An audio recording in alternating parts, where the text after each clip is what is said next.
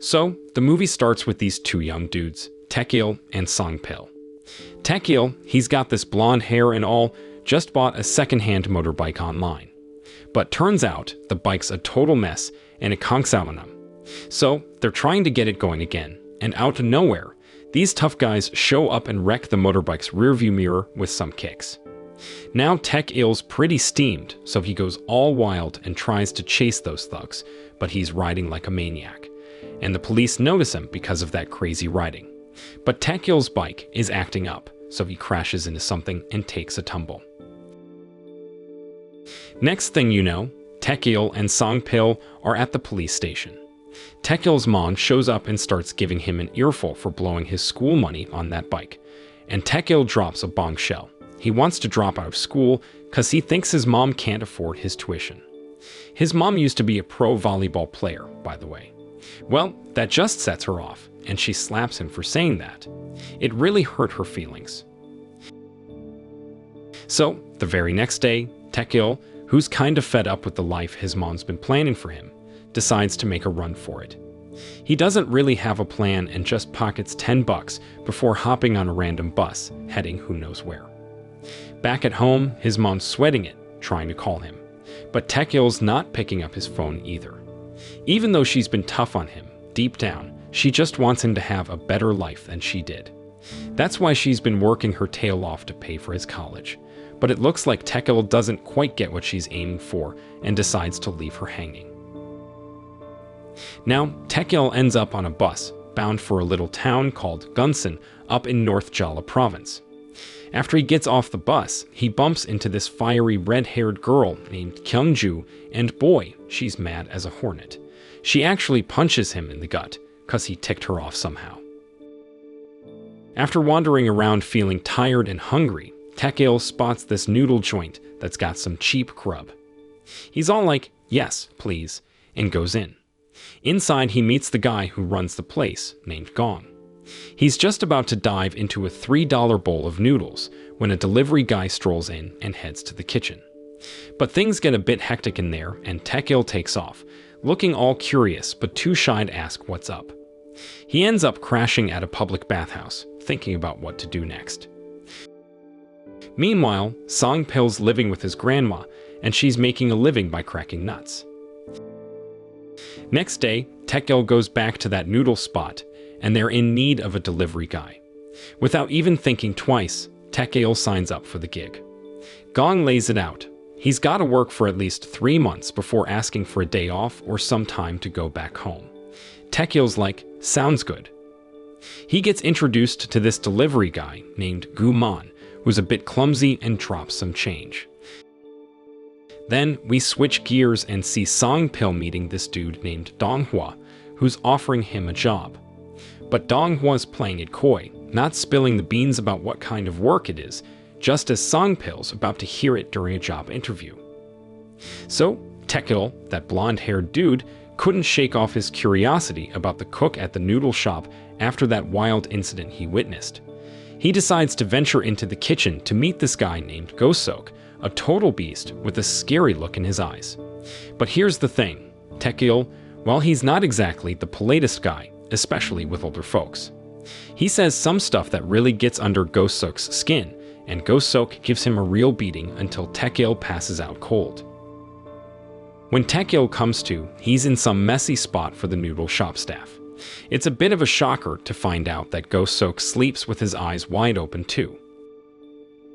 Next day, Taekil starts his new gig as a food delivery guy. He's got this habit of poking his nose where it doesn't belong and saying whatever's on his mind, which really gets on Gosok's nerves, especially when he pokes fun at Gosok's big frame. Meanwhile, Songpil's got himself mixed up with Donghua, working as a loan shark and collecting debts. But back at the noodle shop, surprisingly, Taekil seems to be getting along with his coworkers, even though he and Gosok keep butting heads over the silliest stuff. They even make a bet, but Gosok lands a punch that knocks Taekil out cold again. Now let's shift gears a bit.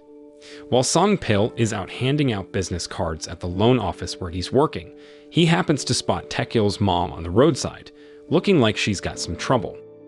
Back in Taekil's world, he's doing his delivery thing, and guess who he drops food off to? None other than Kyungju, the fiery red-haired girl he crossed paths with at the bus terminal. But Taekil being Taekil, he's got this knack for being rude, even to a lady. So Kyungju decides to give him a piece of her mind and lands a few hits. Things really escalate when Taekil accidentally touches her chest. That's when Kyungju goes all out and starts walloping him. Poor Taekil comes home looking like a punching bag, and Go-Sok can't resist poking fun at him. Just when Taekil's trying to clean up, his phone rings, but since he's busy, Go-Sok answers the call. So, here's the scoop. The caller on the phone turns out to be Song-pil, and he's all surprised when Go-Sok picks up. Taekil spots this and grabs his phone.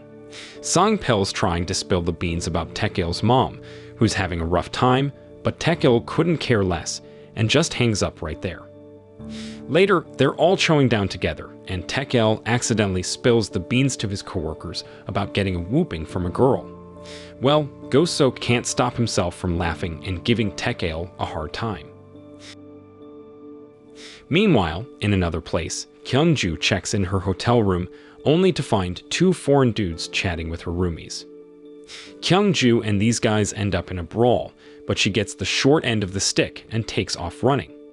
Back on the rooftop, Taekil and his work buddies spot Kyungju sprinting their way. Taekil, wanting payback, leaps down and stops her. But turns out Kyungju's in a real pickle, cause these two guys are after her and about to rough her up. Taekil's not one to stand by, so he jumps into the fray, even though he gets a good beating in the end.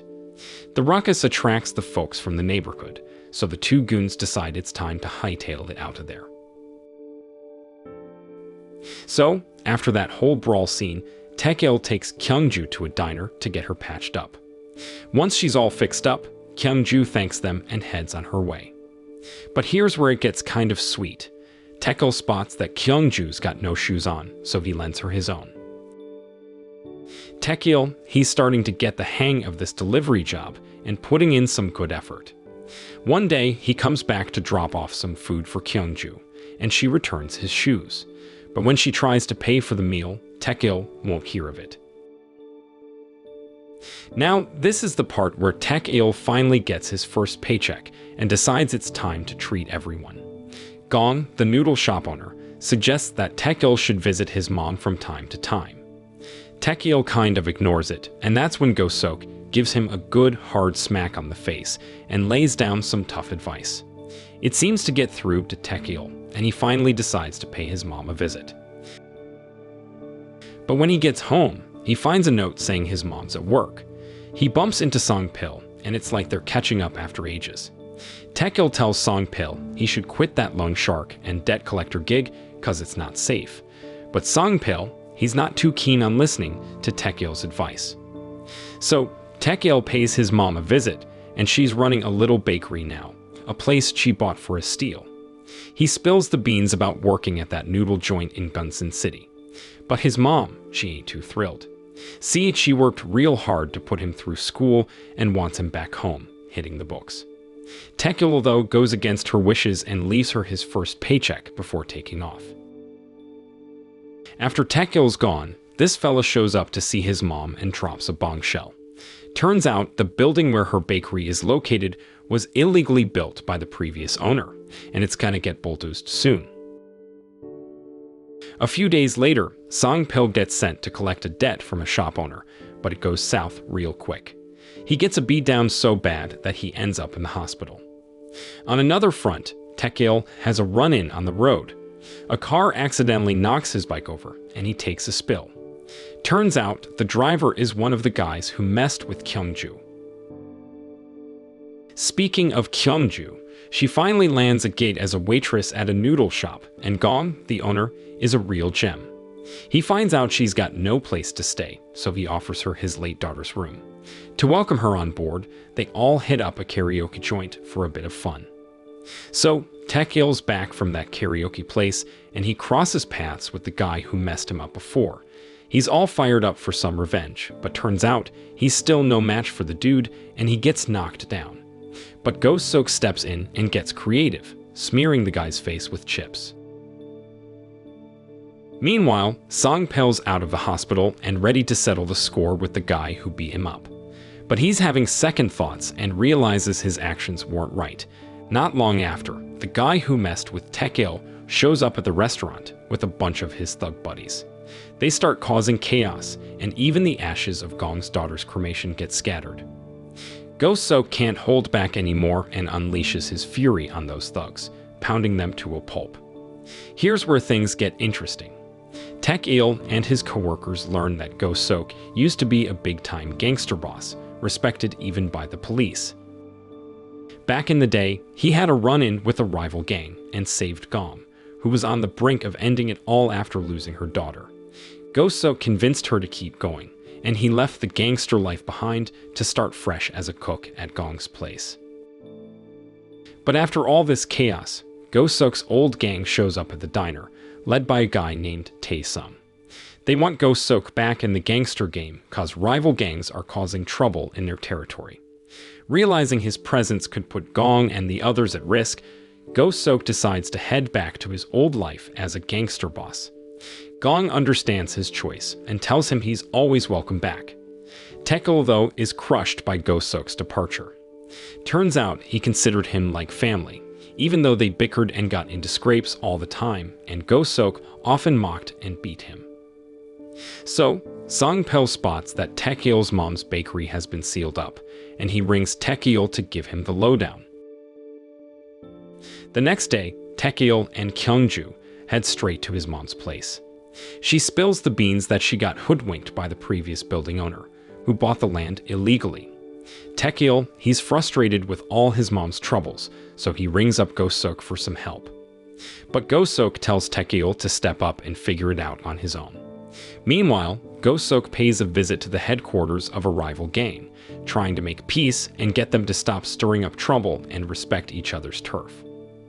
When they turn down the offer, Go-sok has no choice but to take matters into his own hands. He takes on the whole gang by himself and comes out on top, putting an end to their shenanigans. Now, here's a real twist. Debt collectors show up at Taek-il's mom's bakery, demanding payment. Taek-il and Song-pil try to stop them, but here's where things get complicated. See, these debt collectors are from the same office where Song-pil works, and Taek-il jumps to conclusions, thinking Song-pil set a trap for his mom. But his mom clears things up, saying she didn't borrow money from Song-pil. Then, one of the debt collectors finds an envelope with the salary money Taek-il gave to his mom and hands it over to the boss. Taek-il's mom politely asks for it back, but the boss ain't having it. Taek-il goes all out to grab that envelope, even though he's getting a beating. But his mom can't stand to see her son hurt, so she rises up, using her skills from her days as a pro volleyball player to take down those debt collectors and get back Taek-il's hard-earned salary. Meanwhile, Go-sok asks Tae-sung to take him to a restaurant, where he borrows some kitchen gear to cook his own grub. After that, he tells Tae-sung that his new life is all about cooking and being a chef, leaving his old gangster boss life behind for good. Finally, Tae-sung gets it and respects Go-sok's decision to leave the gangster life behind. After all the chaos, Taek-il reunites with his mom, and they crash at Song-pil's place for a while because their house got taken away to cover their debts. As for Taek-il's mom's bakery, it's getting torn down, but she's just happy her son is back and doing better. Same goes for Song-pil. After that big incident, even Donghua decides to call it quits on the money lending and debt collecting gig and starts a simple fried chicken joint. Meanwhile, Go-sok heads back to his chef gate at Gong's diner. On the other hand, Kyung-ju officially becomes Gong's adoptive daughter and heads back to school. The movie wraps up with Taek-il taking his mom for a spin on a used motorbike he bought. And that's a wrap. So the moral of the story is sometimes it takes a wild ride and a few punches to realize that family and the simple things in life are more important than chasing a rebellious dream.